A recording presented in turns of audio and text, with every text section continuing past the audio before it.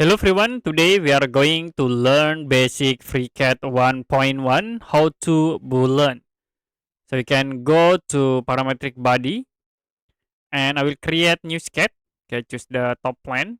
So as example, you can draw rectangle, click close, use pad tools to convert into 3D. Now for the second body, you can draw again sketch, choose the top plane and we draw rectangle.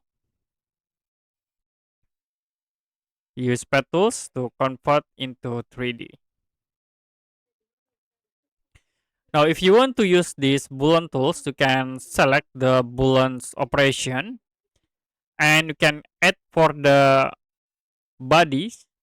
I will select this body and there are three options. You can use push to combine between these two body, or you can use the cut. Use these objects as the cutting for the base body, or another for the common to create the intersect between the two objects.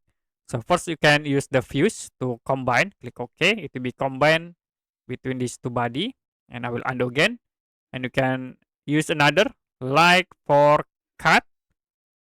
Click OK. It will be cut the base body. And the third for the common, it's for the intersections between the body. Okay, that's it for a basic FreeCAD 1.1 how to Boolean.